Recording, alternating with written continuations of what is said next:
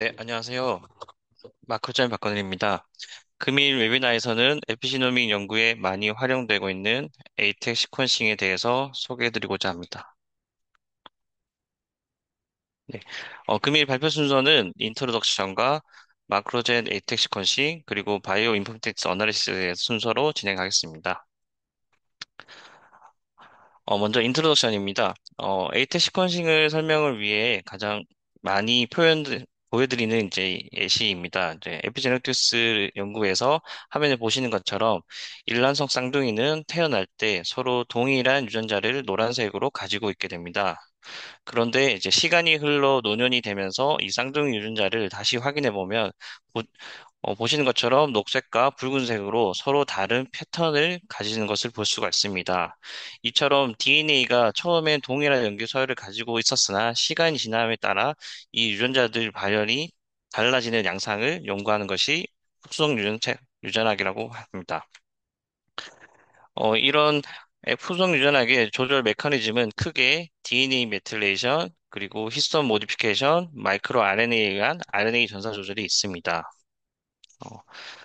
어, 생물의 경우 살아가면서 이제 여러 외부 환경의 영향을 많이 받습니다. 특히 우리가 먹는 음식이나 운동, 케미컬, 스트레스, 드럭, 디지즈, 날씨, 다양한 외부 환경적인 요인들에 의해 앞에서 보셨던 DNA 메틸레이션, DNA에 메틸기가 붙는다거나 아니면 히스톤 모디피케이션, 히스톤이 감기거나 풀어지는 형태, 그리고 마이크로 RNA가 발현되어 RNA 전사를 조절하는 영향으로 우리가 노화나 캔서, 그리고 뉴로 디지즈나 비만, 메타볼릭 신드롬 같은 다양한 페노타입으로 영향을 주게 됩니다. 이런 후속 유전학을 이제 좀 더 자세히 이해하는 것 중에 가장 저희가 오늘 시간에는 에이텍 시퀀싱에 대해서 이제 설명을 드릴 건데, 이 에이텍 시퀀싱은 이제 크로모좀 유전체에서 어떻게 구조가 변하는지에 대한 연구로 분석을 할 수 있는 플랫폼입니다. 보시는 것처럼 인간의 저희 유전체는 크로모점으로 구성되어 있고, 이 크로모점은 다시 크로마틴은 이 뉴클레오점, 그러니까 히스톤 단백질이 DNA를 감고 있는 형태인 뉴클레오점 형태로 구성되어 있습니다. 그렇기 때문에 이 뉴클레오점에 DNA가 감겨서 외부로 노출되는 경우를 오픈 크로마틴이라고 말하고, 반대로 뉴클레오점이 서로 뭉쳐가지고 DNA가 외부로 노출되지 않은 형태를 클로즈드 크로마틴이라고 합니다. 이처럼 크로마틴이 감겨 있거나 닫혀 있는 형태를 분석하는 것이 에이테 시퀀싱이라고 할 수 있습니다.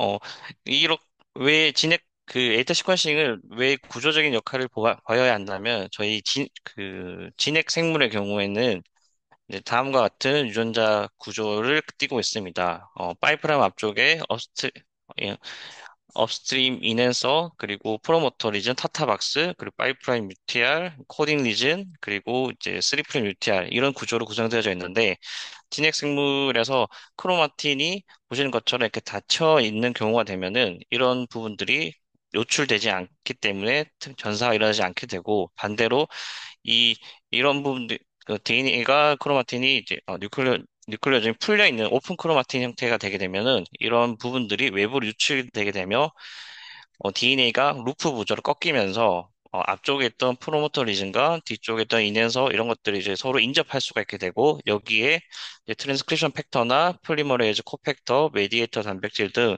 단백질 복합체가 붙게 되어서 RNA 전사를 일어나게 됩니다. 이런 DNA의 오픈 크로마틴과 크로마틴 오픈 크로마틴과 클로즈드 크로마틴 구조를 통해서 전사를 조절할 수 있게 되는 것입니다. 앞에서 설명드린 이제 크로마틴의 구조를 파악하기 위해서 저희가 이제 가장 많이 쉽게 활용되고 있는 것이 에이텍 시퀀싱입니다. 더 세이포 트랜스포제즈 어세시브 크로마틴 위드 시퀀싱이 약자이며, TM5 트랜스포제이즈라는 TM5 엔자임을 이용해서 크로마틴 구조를 파악할 수가 있습니다. 이 TM5 엔자임 같은 경우에는 양쪽 말단에 프라이머가 붙어 있게 되고, 이 엔자임이 이 DNA를 랜덤하게 잘라 들어가서 삽입할 수가 있게 됩니다.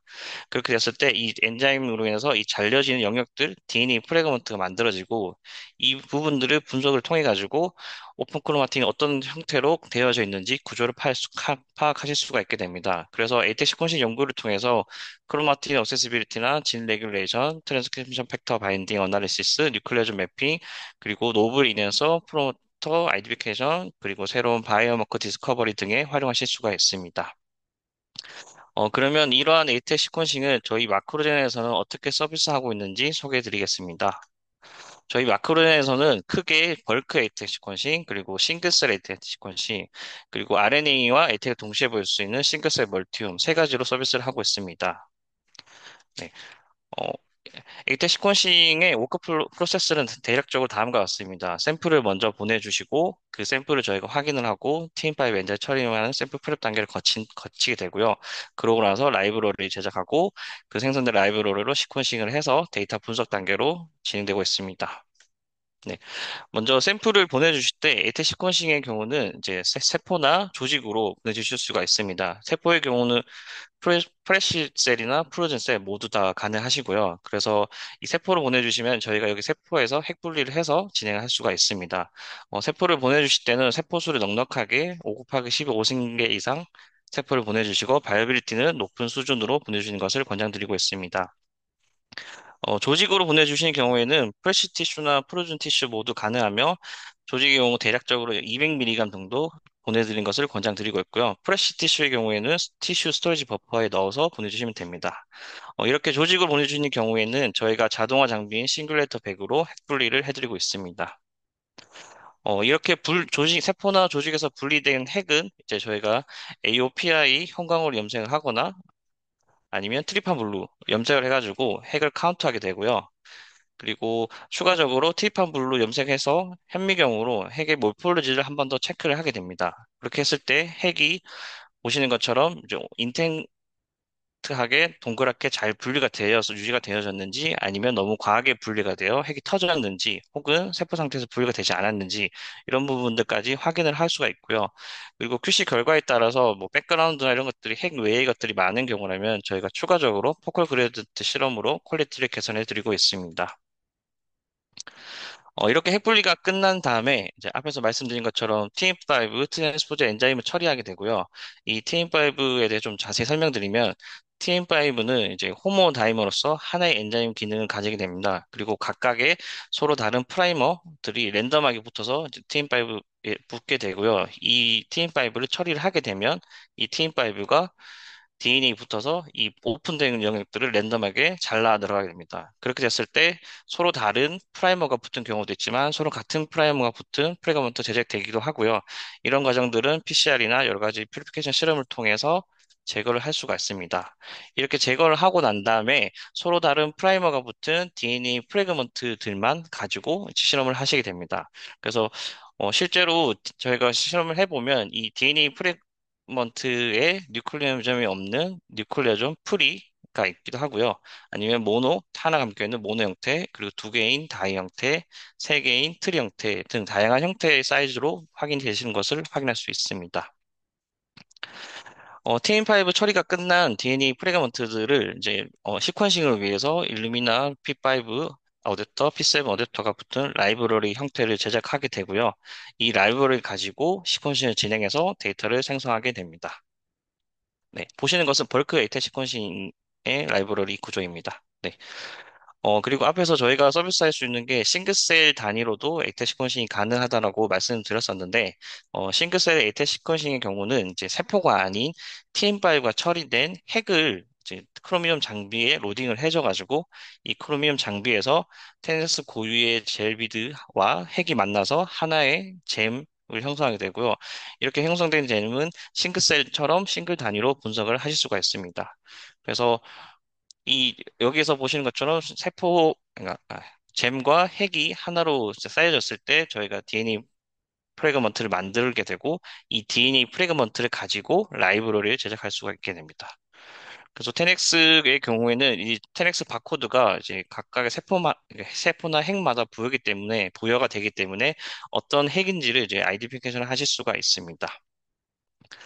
조금 더 이 테넥스 젤비드의 구조를 설명드리면 일루미나 시퀀서를 인식할 수 있는 P5 시퀀서가 있고요. 그리고 10X 고유 바코드, 그러니까 각각의 핵이 어떤 것들인지 알 수 있는 10X 바코드와 그리고 캡처할 수 있는 리드원 시퀀스 이렇게 구성되어져 있습니다.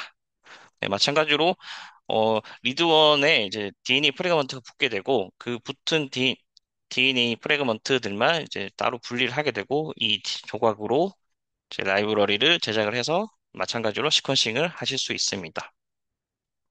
네. 에이텍 시퀀싱을 하시게 되면 보시는 것처럼 라이브러리가 조금 다양한 픽 사이즈로 이제 확인이 되시는 것을 보실 수가 있습니다. 바이오로에서 가지고 이제 픽 모양을 찍었을 때, 어, 대략 190 베이스 페어 정도 되는 뉴클리오점이 없는 뉴클리오점 프리의 사이즈가 보일 수도 있고요. 그리고 300에서 400 사이의 모노 뉴클리오점 사이즈, 그리고 500에서 600 사이의 다이 뉴클리오점, 멀티플 뉴클리오점 사이즈 등 뉴클리오점의 수에 따라서 다양한 픽 사이즈의 라이브러리가 나오는 것을 확인하실 수가 있습니다. 이 라이브러리가 나오는 것을 확인하시고 시퀀싱을 이제 진행을 하시면 됩니다. 네. 이렇게 에이텍 시퀀싱 라이브러리를 제작을 해보면 이제 같은 마우스일지라도 마우스의 브레인일지라도 프레시한 마우스이냐 아니면 엠브리오 마우스이냐 그리고 이 프레 조직이 프레시하냐 얼려져 있는 풀어진 상태이냐에 따라서 에이텍의 각각의 픽 높이들은 조금씩은 상이할 수는 있습니다. 그렇지만 앞에서 말씀드린 것처럼 각각의 뉴클리오즘의 수에 따른 사이즈 픽이 확인이 되신다면 시퀀싱 하는 것을 저희는 권장드리고 있습니다. 실제로 라이브러리 제작을 해서 결과를 보았을 경우에 아래 그림처럼 특정 뉴클리오좀 풀이 영역이 너무 높게 하나만 보이는 경우가 가끔 있습니다. 이 경우에는 히스톤의 뉴클리오점이 이제 감겨있는 형태로 어느 정도 구조들이 존재를 해줘야 정상적으로 분석을 할 수가 있는데 너무 심하게 과하게 다 풀어진 형태라고 볼 수 있을 수가 있습니다. 그래서 이 경우에는 저희가 시퀀싱을 추천드리지 않고 있고요. 옆에 보시는 것처럼 중간에 이제 모노 사이즈의 픽이 너무 월등하게 높은 경우가 간혹 나타날 수도 있습니다. 이런 경우라면은 세포가 너무 죽어 있다거나 혹은 그래놀라 사이트 컨탐이 확인될 수도 있기 때문에 이런 경우에는 저희가 시퀀싱 하시는 것을 추천드리고 있지 않습니다. 네. 이렇게 라이브러리 확인이 끝나면 저희가 시퀀스 장비를 통해서 벌크 혜택 시퀀스인 경우에는 10기가 베이스를 생산하는 것을 진행해드리고 있고 싱글셀 에이텍 같은 경우에는 핵당 25,000 리드를 생산하는 것을 권장드리고 있습니다. 네. 그리고 또 이제 RNA와 이제 DNA 오픈 크로마틴을 동시에 분석할 수 있는 멀티옴 시퀀싱이 있는데 이 멀티옴 시퀀싱은 보시는 것처럼 하나의 핵에서 RNA 트랜스크립트 정보와 이제 오픈 크로마틴 구조를 동시에 분석하실 수가 있습니다. 이전에는 이제 싱글셀 RNA 데이터를 따로 분석을 하고 싱글셀 에이텍을 따로 분석을 해가지고 이제 분석 단계에서 서로 이제 인테그레이션 하는 스텝으로 진행됐었는데 이 과정이 너무 복잡하고 힘들어서 이 멀티옴이 개발되고 나서부터는 같은 세포에서 같은 RNA와 에이텍 구조를 한 번에 분석할 수 있게 되었습니다. 싱글셀 멀티옴 같은 경우에는 뭐 마찬가지로 이제 싱글셀처럼 싱글셀 에이텍처럼 이제 TM5가 처리된 핵을 장비에 로딩을 해주게 되고요. 이 사용하는 비드가 이제 멀티옴 전용 비드를 사용하게 되고 마찬가지로 DNA 프래그먼트와 RNA가 캡처돼서 제작이 되고요.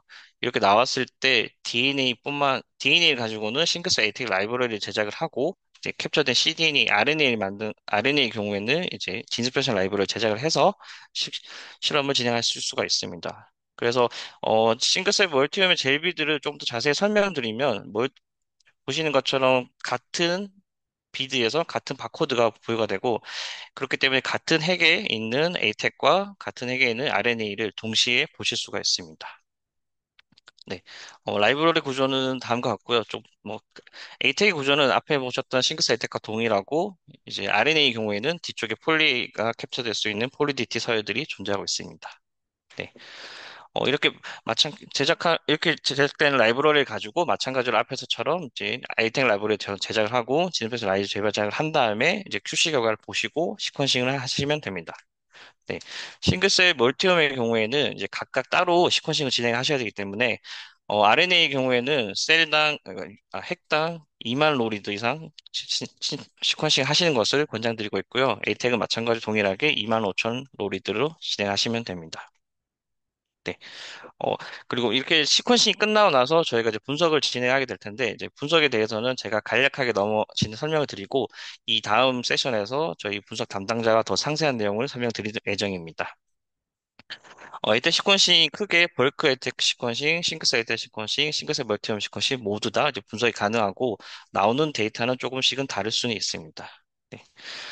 벌크 에이텍 시퀀싱을 하시게 되면 이제 보시는 것처럼 예측된 오픈 크로마틴 영역에 대한 이제 정보, 포지션 위치적인 정보들을 설명을 해드리고 값을 표로 만들어 드리고 있고요.